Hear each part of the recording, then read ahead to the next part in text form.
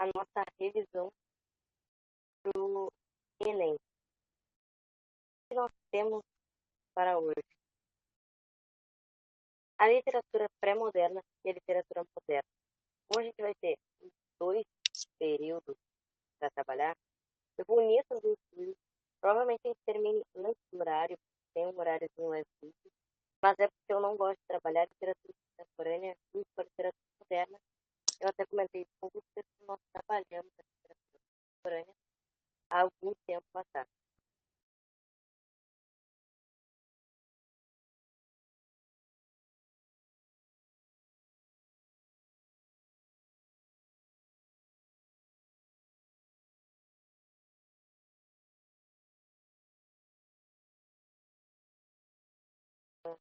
Adorei. Você me constravou todinho a alegria da nação. Ai, gente, o EAD não é pra gente. Saudade presencial que a gente tem que ter.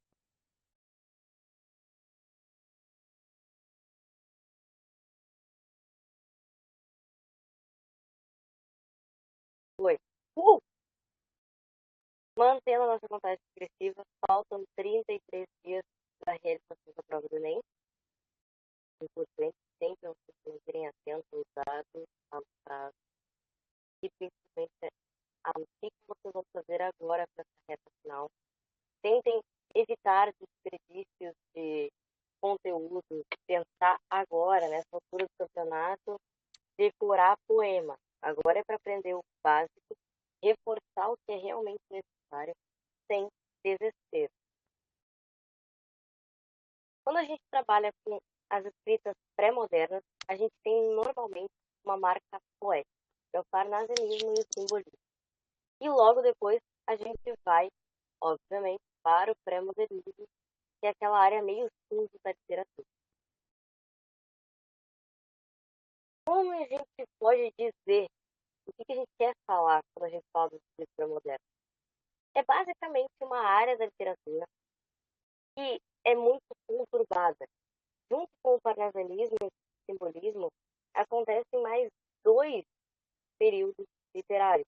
Então, é basicamente um período onde há uma aglomeração de uma produção literária, e estes dois períodos em específico, basicamente não têm força no Brasil.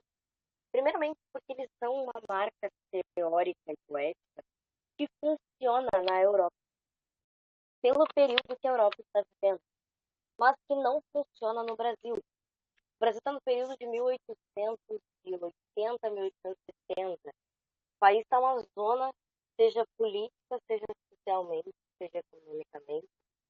Nós estamos num período de abolição da escravatura. Nós não podemos ficar imaginando que no Brasil servia agora esses modelos poéticos muito similares aos europeus, porque o período que o Brasil vivia era bem diferente do período que a Europa vivia. Quando a gente fala de parnasianismo, a primeira coisa que vem na nossa cabeça é que claramente eu não sei ajustar a forma dos slides. Depois disso, a gente tem que pensar que o parnasianismo é mais um daqueles movimentos que tenta retornar ao clássico. Assim como o arcadismo vai fazer, assim como o classicismo vai fazer, assim como até um pedaço do realismo faz, sempre chega uma hora na literatura em que todo mundo acha que está tudo errado e resolve retornar à literatura greco-latina padrão. O parnasianismo faz muito disso, usar o racionalismo para escrever uma poesia única e exclusivamente pela existência da poesia, que é o conceito da arte pela arte. O que isso quer dizer? Nós vamos ter uma poesia totalmente formal, uma poesia totalmente racional e que existe única e exclusivamente para mostrar construções poéticas.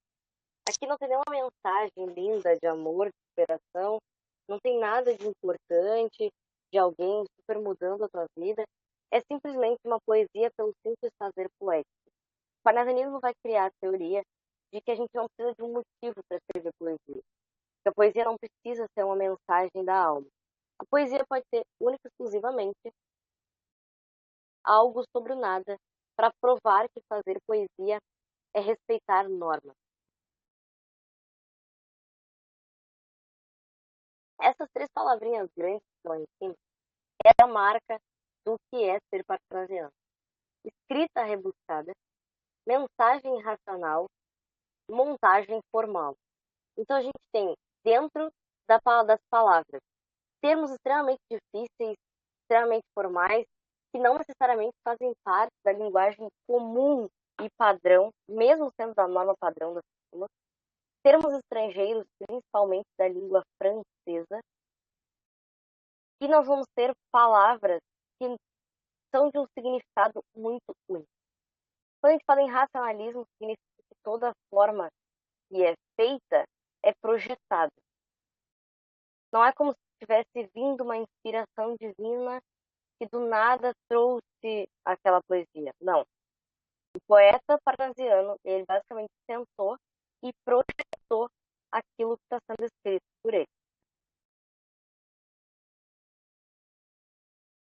Interessantemente, por ser um tipo de poesia que não é tão natural, não é tu sentar, pegar o que está no teu coração e sair escrevendo. É uma coisa totalmente projetada. Nós temos diversos tipos dessa produção poética. O mais famoso do parnasiano é o Olavo Bilac. O Olavo Bilac não é um parnasiano raiz. Ele é bem Nutelinha mesmo. Porque ele não consegue fazer o parnasianismo da forma como ele é pensado. A gente tem que entender que o parnasianismo existe o parnasiano do papel e o que realmente acontece. É muito difícil de produzir poético sem sentimento. A gente liga muito a poesia a sentimentalismo. Até porque a gente tem que lembrar que antes do parnasianismo a gente tem movimentos como o romantismo. Então, tentar produzir uma poesia sem sentimento nenhum é muito complicado. E o Olavo Bilac acaba fazendo um início, ele dá os primeiros passos, que é uma ideia de parnasianismo. Mas ele vai ficar bem longe do que é o parnasianismo europeu. O Raimundo Corrêa vai andar um pouco mais, a passos lentos também, rumo ao que é a ideia do parnasiano, porque ele vai falar muito de ações do cotidiano. Ele vai ter poemas sobre cavalgar, ele vai ter poemas sobre andar no mato, ele vai ter poemas sobre colher flores. Então, os poemas dele já estão mais para uma coisa racional. Não precisa tanto de sentimento. Ele está narrando o que é andar a cavalo e pronto, acabou. Ele não fala do quão lindo é os cabelos ao vento, o sentir da alegria do cavalo. Não. Ele está falando, tipo, estava andando, aí o cavalo subiu, aí o cavalo desceu. Acabou. E o Alberto de Oliveira, que é o menos famoso deles, mas o mais parnasiano dos três, que vai fazer poesia simplesmente sobre objetos ou sobre ambiente. Ele ficou muito famoso pelos poemas Vaso Chinês e Vaso Grego, que é literalmente ele descrevendo um vaso chinês no vaso grego. E também ele tem poemas narrando ambientes. Tipo, ele explica como se faz uma sala.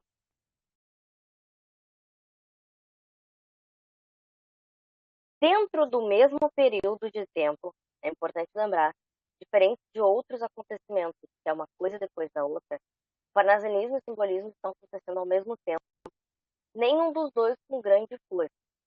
O simbolismo vai se basear no positivismo francês.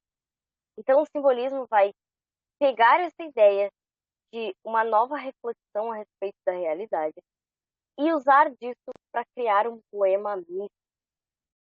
O simbolismo vai se abraçar muito nessa coisa da espiritualidade, de criar algo que seja mais secundário. A gente tem aí uma dualidade. De um lado tem o parnasiano racional, do outro lado tem o simbolista misticista, subjetivo, que vai normalmente tratar de coisas para o além da razão.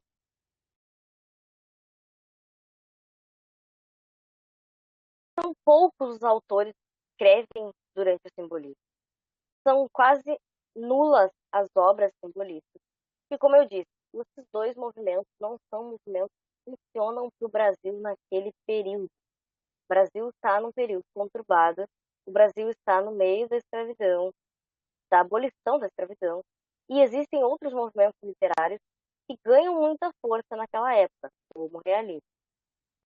O Cruz e Souza vai inaugurar o período com a obra Missal, e no mesmo ano ele lança Broquéis, que são dois livros de poemas que vão ter marcas muito fortes de musicalidade. Os poemas deles são bem rimados, com uma ritmação muito forte e uma cadência muito marcada. E do outro lado a gente tem o Alfonso Guimarães, que vai falar muito sobre a morte, e daí entra o misticismo dele. Ele fica nesse jogo entre o vai e não vai da vida e a morte e as reflexões a respeito da solidão e morrer. Percebam que nem quando a gente fala, parece muito atrativo a ideia do que está escrito. Se eu disser pra vocês, pô, tem uma poesia aí super legal sobre morrer. Não chama muita atenção. Ah, tem uma poesia super legal aí sobre nada, sobre um vaso de planta. O próprio conceito dos dois movimentos já não chama atenção quando quer vender informação. Então imagina alguém sentar e ler um livro inteiro sobre isso. São dois movimentos com bem pouca força. Quando aparece no Enem, aparecem exatamente esses autores que foram citados aqui, e nunca vai aparecer uma super grande cyberanálise sobre esses movimentos. O que aparece é basicamente um poema, e eles vão perguntar sobre o que o poema está falando, ou de qual movimento aquele poema pertence. A gente vai para o pré-modernismo, que é uma literatura totalmente transicional. Ela não se encaixa em outros movimentos. O problema é que o pré-modernismo, por não se encaixar em nada, ele meio que não tem regra. Então os autores aqui são muito ecléticos e acabam falando sobre o que dá na telha. É como se eu chegasse aqui para vocês e dissesse: e hoje vocês iam cada um escrever um texto sobre qualquer coisa. Algo que estivesse aí no coração de vocês. Cada um de vocês escreveria sobre algo. Dificilmente nós teríamos muitas repetições. E o pré-modernismo é meio isso. Acaba-se o movimento realista, não se acaba, né? Começa a perder força. O modernismo ainda não se organizou e a gente tem pessoas escrevendo sobre as suas realidades ou sobre as suas ficções de uma forma que não existe uma unidade temática. O interessante do pré-modernismo. Nós temos dois tipos de autores no pré-modernismo. Os autores passadistas e os autores renovadores. Os passadistas vão estar muito próximos daquelas temáticas do parnasianismo e do simbolismo. Os renovadores vão estar bem próximos do que vai vir a acontecer no modernismo. Então a gente tem muito daquela marca que a gente estava falando antes, positivismo francês, vanguardas europeias, academicismo, reflexão, cientificismo. E do lado do grupo renovador vão aparecer coisas que serão muito importantes no modernismo, como o regionalismo, a denúncia social, o coloquialismo e principalmente o ruralismo. Falar sobre o povo do campo, fugir um pouco desse urbanismo desesperado. Quando a gente fala de regionalismo aqui, nós temos autores importantes pelas suas obras, mas que têm suas particularidades. Por isso eles não servem em outros modelos literários. O Euclides vai escrever Os Sertões. O Euclides da Cunha é um jornalista que é enviado para cobrir a Guerra dos Canudos. E no caminho ele vai narrar sobre a terra. Então a gente tem 50 páginas dele falando sobre planta, sobre a cor da terra, sobre a altura das montanhas. A gente tem ele falando sobre o homem, onde ele vai narrar e fazer críticas sobre a pobreza do sertanejo. Quando a gente fala em sertanejo, nós estamos falando de homens do sertão nordestino. E ele vai falar sobre a guerra, que foi o que ele foi fazer, né? Que é fazer um mapeamento da Guerra dos Canudos. Qual o grande problema dessa obra? Por que ela não serve em outros pontos literários? porque ele realmente faz basicamente uma narração jornalística. Então, esse excesso de informações nos capítulos do Homem e a Terra é extremamente descritivista e a visão dele sobre a guerra é de um jornalista. Então, não é um livro tão prosaico. É basicamente uma descrição do que ele está vendo. E de outro lado, nós vamos ter o Simões Lopes Neto, que vai escrever Lendas do Sul, que é um livro sobre contos e causos e lendas aqui do Rio Grande do Sul. O Simões Lopes Neto é muito importante, não necessariamente pela obra dele. É muito pouco difundida a obra dele fora do Rio Grande do Sul. Mas o Simões Lopes Neto vai ser uma das grandes inspirações do Guimarães Rosa. Então, sem o Lopes Neto, boa parte da literatura do Rosa não seria como é. Então, a gente tem que lembrar que o Lopes Neto é um folclorista, ele vai falar sobre contos populares, folclore, Lua Sem Cabeça, coisas do gênero. E ele vai ser uma grande inspiração para o Guimarães Rosa.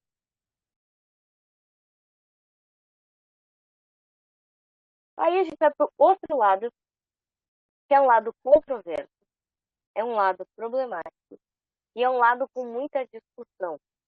Não costuma aparecer na prova com frequência, fique claro, porque normalmente é uma questão que vai causar discussão. Lima Barreto, Graça Aranha e Monteiro Lobato. Lima Barreto, porque ele vai fazer uma ironia social bem diferente do que acontece no realismo. Ele escreve o Triste Fim de Policarpo Quaresma e vai falar sobre essa fixação do nacionalismo. Por que eu acho que ele não apareceria tão cedo? Devido ao nosso excelentíssimo presidente da República. Tu tem um livro onde um cara faz piada de um homem fixado pela própria pátria e que termina ferrado e preso por ser um louco, não parece algo que o nosso presidente ia curtir da nação. Vem depois Graça Aranha com Canaã. Canaã é um livro importante para a literatura, mas que já não faz mais muito sentido. Em Canaã, ele vai falar sobre as migrações europeias que acontecem logo após o fim da escravidão. Com o fim do trabalho escravo, é preciso encontrar outro tipo de mão de obra barata. E daí vem a mão de obra europeia pobre. O Graça Aranha vai falar principalmente da migração alemã. E quando ele fala dos alemães, ele vai falar muito de que o brasileiro é preguiçoso. Quase tudo que se constrói em terras onde os alemães vêm é força do trabalho alemão. O brasileiro é muito bom para o trabalho braçal, só que ele é meio imprestável. Então também é um livro que hoje, passado o tempo, a gente percebe que as críticas do Graça Aranha são um pouco xenofóbicas. E vem o excelentíssimo Monteiro Lobato. Monteiro Lobato, há alguns anos já, está tendo a sua obra questionada devido às marcações racistas, machistas e xenofóbicas com o povo nordestino. E, além disso, o revisionismo histórico não foi muito favorável para o Monteiro. É claro que a gente não pode excluir o poder e potencial do Monteiro Lobato como literatura infantil. Mas, entretanto, todavia, uma das obras mais famosas dele se chama O Urupês. Nessa obra nasce o personagem Jeca Tatu, que é um grande problema. O Jeca Tatu vira um personagem muito famoso, que vai ser interpretado no cinema por uma figura muito famosa. Porém, quando a gente se afasta historicamente e vem para o nosso presente, o Jeca Tatu é muito racista, é muito xenofóbico. Então é uma obra que, inclusive, tem trabalhado sobre ela para modificar ela. O que eu quero dizer com isso? Existe um trabalho hoje no Brasil de 3 universidades para fazer um polimento na obra do Monteiro. Isso é bom e ruim. É bom porque a gente vai tirar essas marcações racistas de uma obra importante, mas é ruim porque corre o risco de gerações futuras não saberem deste lado do Monteiro Lobato. muito se lutou para que houvesse uma interpretação correta do Monteiro e limpar a história dele, digamos assim, né? Apagar as marcas desse preconceito, seria também apagar o preconceito sobre o Monteiro. Então, é uma obra que a gente não sabe se vai vir a aparecer pela interpretação que nós temos hoje em dia. Principalmente nos últimos 5 anos, uma análise muito bem feita da Universidade de Brasília, onde muita gente tem mostrado esses pontos falhos do Monteiro Lobato. Então, aqui, nós temos 3 autores importantes, mas que por esses pontos que eu falei para vocês, não acho que venham a cair agora, pelo menos. E então nós chegamos ao modernismo. O modernismo, com suas 3 gerações, vai trazer finalmente o que nós consideramos o primeiro real movimento brasileiro. Como assim, professor? A gente está em 1920. Aí tá. Boa parte do que é produzido no Brasil antes de 1922 é um pouco do reflexo do que se produz na Europa. O Brasil tem um forte modelo literário que ou se inspira em vanguardas europeias ou se inspira em temáticas europeias. O que a gente pode dizer com isso? Realismo, romantismo, barroco são modelos literários europeus. Mas, claro, recebem o seu rostinho brasileiro. Agora, o próprio realismo e o parnasianismo sequer recebem o rostinho brasileiro. Eles só são um modelo de escrita basicamente copiado europeu. O modernismo vai ser a primeira grande criação pensada para a literatura brasileira.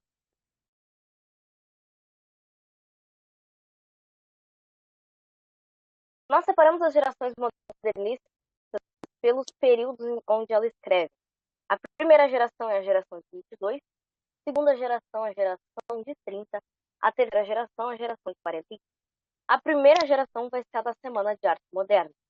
Lembrando que a Semana de Arte Moderna tem um planejamento e o que realmente aconteceu. A ideia era que durante 7 dias se apresentassem 7 artes com grandes espaços para nomes novos brasileiros. Não é o que acontece, infelizmente existe uma reação do governo de forma conservadora.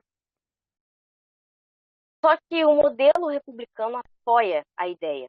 Então, por ter nomes importantes, até para dar um valor para o que está acontecendo, a Semana de 22 faz o seu papel. Meio caindo pelas tabelas, indo pelas beiradas, mais ou menos, bem mais ou menos, mas cumpre o seu papel. Quer dizer, bom, a literatura brasileira, a partir de agora, não vai ser mais um reflexo da literatura europeia. Nós vamos começar a construir um reflexo sobre o que realmente se faz no Brasil, trazendo um nacionalismo. A ideia do Oswald e do Mário de Andrade aqui era fazer o que o Alencar não conseguiu fazer. Na primeira geração do romantismo, nós chamamos de naturalismo, o de indianismo, nativismo, perdão, o de indianismo, o Alencar tenta criar uma figura do que é ser brasileiro e o que é o herói brasileiro, com o Iracema e com o Peri, principalmente. Porém, a gente sabe que não, né? A gente trabalhou, todo mundo lembra do romantismo do Peri levantando árvore por aí. Fora da realidade total, o Alencar estava fumado de maconha. O Oswald de Andrade e o Mário de Andrade tentam fazer isso. Mas, para quem leu Macunaíma, sabe que o Mário de Andrade também estava tomando café com água de bateria. Outra coisa totalmente fora da realidade. São passos mais próximos do que o do Alencar? Não. Mas, dentro da loucura do Mário de Andrade, com Macunaíma, ele fala coisas muito mais verossímeis do que o Alencar falava. Só que tudo isso está perdido no meio de uma viagem totalmente ali para o País das Maravilhas. Então, o que a gente tem que pensar? Essa geração dá os primeiros passos de algo. Gente, a primeira tentativa de algo é sempre meio ruim. Lembrem da primeira redação que vocês escreveram. Primeira vez que tentou andar de bicicleta. Primeira vez que tentou dirigir. Outras primeiras vezes aí que a gente não pode comentar. Primeira vez, primeira tentativa de alguma coisa, normalmente dá ruim. Ou sai muito do meia boca. Aqui não é diferente. É uma geração que vai trazer coisas importantes. Por isso que ela é imprescindível para a prova do Enem. O modernismo vai dar o tom do que quem vem depois vai fazer. Isso significa valorização do cotidiano. Trabalhar com o que realmente é o dia a dia do brasileiro. Por exemplo, depois o Drummond vai trabalhar muito com isso. Resgate de uma cultura brasileira. Começou com Lopes Neto, vem com Mário de Andrade, e depois o Guimarães Rosa vai trabalhar melhor com isso.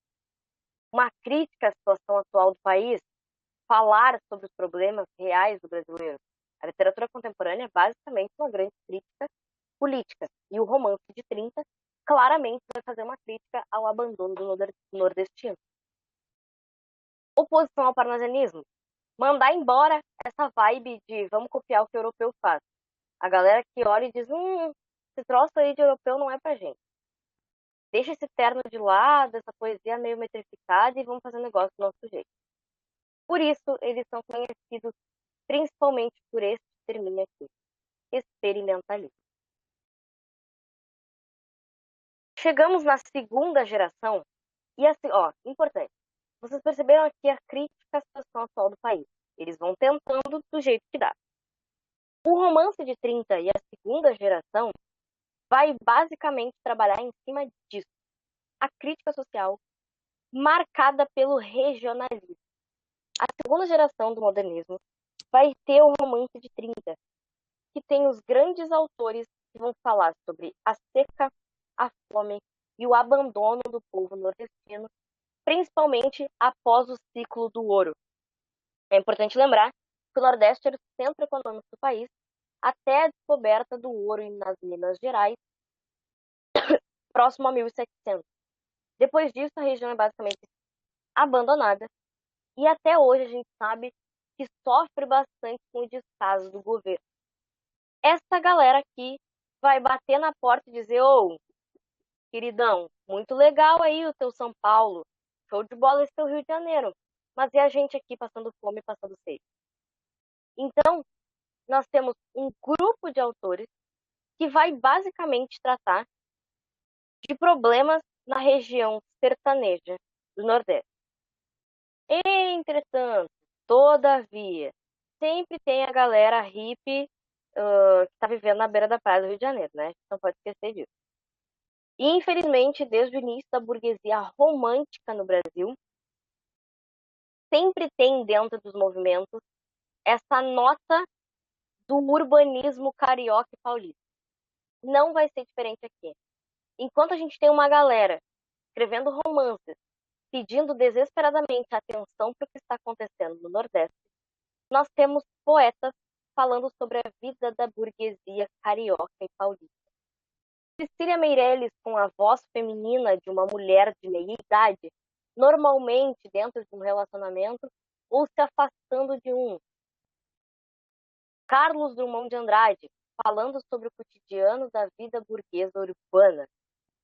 Vocês devem lembrar muito disso pelas poesias mais comuns dele.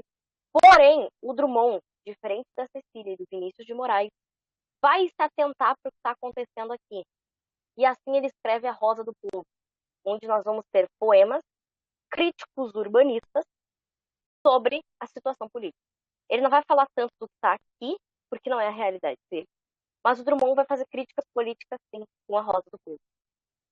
E Vinícius de Moraes, que vai fazer aquela poesia romântica clichêzona do lirismo que todo mundo já conhece. Por fim, nós temos a terceira geração. Qual é o ponto da terceira geração? A terceira geração vai encerrar o modernismo. Importante, vocês podem encontrar em alguns materiais online que a geração da terceira geração modernista nunca acabou.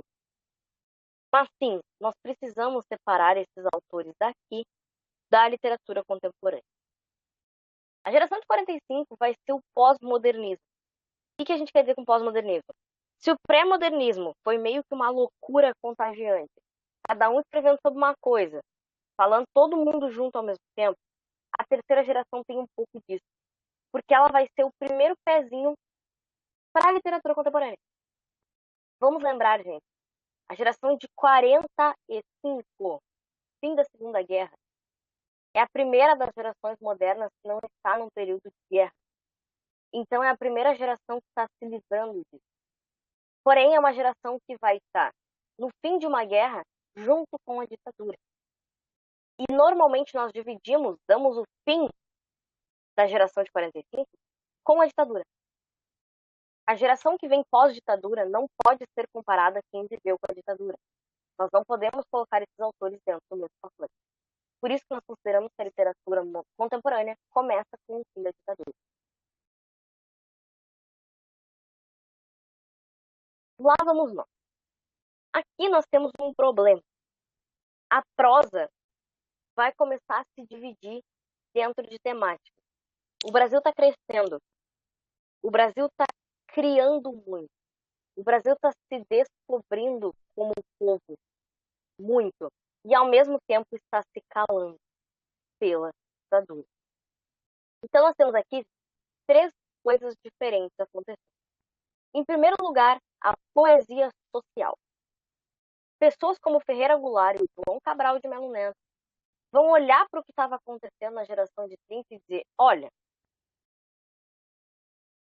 ninguém resolveu nada. A Raquel de Queiroz, lá no 15, vai denunciar, por exemplo, a seca. E até hoje nós temos retirantes no Nordeste. O Graciliano Ramos vai denunciar o trabalho escravo, ou pelo menos o trabalho quase escravo. Ainda é uma realidade até hoje. Então, as denúncias que aqueles autores estão fazendo lá ainda existem, ainda são problemas. E dois desses poetas, e, gente, tenham atenção nesses dois nomes. Ferreira Goulart com o poema Sujo, João Cabral de Melo Neto com Morte e Vida Figueiredo. São dois nomes que aparecem e muito no Enem.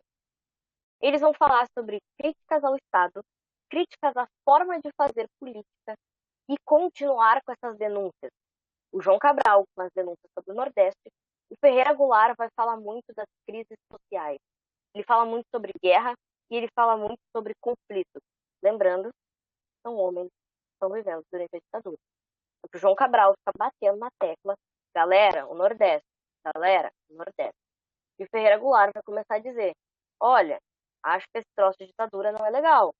Olha, acho que esse sistema de política aí é meio opressivo. Por isso são dois poetas muito importantes. Aí vem a zona. Por quê? A prosa da geração de 45 vai trazer cânones. E qual o problema dos cânones?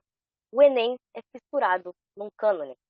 Machado de Assis, João Cabral de Melo Neto, Padre Antônio Vieira, Gregório de Matos. E aqui nós temos, daqui para frente, nós temos cânones importantíssimos. Na prosa urbana, Lígia Fagundes Telles. Na prosa intimista, Clarice Lispector. Na prosa regionalista, João de Guimarães Rosa. Professora, mas são três. Aí que tá. Desses três monstros literários, nasce todo mundo que vocês conhecem hoje. Todo mundo que vocês veem escrever depois deles três tem alguma característica deles três. Se for uma marca de uma descrição urbana, de um cotidiano do dia a dia da cidade, daquele sofrimento da pessoa, da angústia da cidade, já dizia Zygmunt Bauman, e já Fagundes Telles. Aquela reflexão sobre si mesmo, textos cruéis demais para serem lidos rapidamente, eu e minhas dores interiores, Clarice Lispector. Regionalismo, Alto da Compadecida, questionamento e criação de cordéis, João Guimarães Rosa. Então nós temos destes 6 eixos quase toda a literatura contemporânea. Nós basicamente não conseguimos encontrar pessoas na literatura contemporânea, pessoas que escreveram depois destes 3 autores, que não tenham alguma marca destes 3 autores. Então sempre lembrando, prosa urbana, escrita sobre o dia a dia na cidade, Lígia Fagundes Telles. Ela tem um livro muito importante, que é o Antes do Baile Verde, que vai falar basicamente sobre questões urbanas e fantásticas. E ela vai ter, claro, o livro que é a leitura obrigatória para vocês, As Meninas. Intimista, Clarice Lispector. Não precisa de apresentações, acredite. Figura feminina, reflexões sobre si mesma, o pensamento da epifania, a vida e a necessidade de se refletir sobre ser. Dela vai sair outras grandes autoras e autores, e isso inclui Adélia Prado, também leitura obrigatória. No regionalismo, Guimarães Rosa. Sou suspeita para falar, todos sabem, mas Guimarães Rosa vai elevar a todas as potências do regionalismo e basicamente enterrar o regionalismo com ele. A única literatura regional que sobrevive ao Guimarães é o cordel. Só que o cordel tem uma outra pegada. Quem conhece a literatura cordelista sabe que ela é uma forma tipo de poesia mesmo. Então, não necessariamente ela precisa tratar da terra e do povo daquele local. Ela é só um jeito de fazer poesia muito específico de um povo, de uma população que é a do Nordeste. Mas a temática do cordel não necessariamente precisa ser a temática regional. Depois do Guimarães, vem, é claro, o Ariano Suassuna, em O Alto da Compadecida. Nós teremos ainda algumas escritas regionais. A questão é que o Guimarães Rosa escreve, por muito pouco tempo, uma quantidade infinita de obras. Então, ele deixa uma produção literária muito grande sobre regionalismo. E, além disso, gente, além do fato de que fazer regionalismo depois de Grande Sertão Veredas é uma baita de uma audácia, hoje, pouco da questão do interior é tão distante assim da realidade da cidade. Não sei se algum de vocês aqui é do interior, mas sabe que, tipo, hoje não é mais como naquela época. Se hoje a gente tem internet aqui, a gente também tem internet no interior. Tá, não é uma internet muito boa, às vezes não pega lá um sinal de celular, mas tu ainda tem o celular, por exemplo. O distanciamento aqui do regionalismo do Rosa era muito maior do que a gente tem hoje. Quanto mais a sociedade avança, mais a gente diminui esses espaços e essas lacunas. É preciso, gente, dessa vez, que vocês tenham cuidado. Esses autores são muito importantes. O que isso significa? As questões deles normalmente valem mais pontos na CRI. Não sei se vocês sabem, as questões do Enem, cada uma delas tem uma pontuação. É o que nós chamamos de CRI, Teoria de Resposta ao Item. As questões que envolvem esses autores aqui, normalmente vão valer muito pouco. Porque, em teoria, vocês deveriam conhecer eles de trás para frente e entender a importância deles de trás para frente. Tanto a Lígia, quanto a Clarice, quanto Guimarães Rosa, quanto os filhotinhos que eles vão deixar. Ariano Suassuna, Adélia Prado, Caio Fernando Abreu, todos esses nomes que vão derivar da literatura deles. Então, sejam cuidadosos. Nessas questões, nessas perguntas, sejam cuidadosos, porque esses nomes não dá para vacilar. Feito, gente. Eu sei que nós temos 2 períodos hoje, mas o que eu queria que vocês fizessem? Nós não tivemos a aula de literatura contemporânea presencial. Essa aula está disponível para vocês lá no canal do Educa. Eu gostaria, pediria encarecidamente, que vocês assistissem essa aula agora, porque o próximo período seria uma aula comigo, mas eu não gosto de trabalhar modernismo e contemporaneidade juntos. O que eu quero que vocês façam? Assistam essa aula agora, nesse período que vocês têm até a aula de filosofia, para que a gente possa trabalhar a fundo com a contemporaneidade na próxima aula. Tranquilo? Ficou alguma dúvida?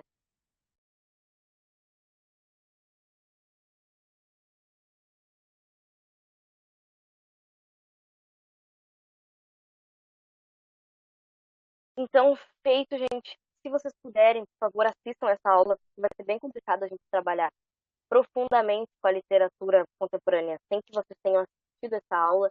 Então, como eu sei que às vezes vocês têm problemas para assistir elas fora do horário, fica aqui o horário disponível para vocês assistirem ela. Até a próxima aula. Bebam água, usem protetor solar, sejam felizes, assistam desenho e se cuidem, por favor.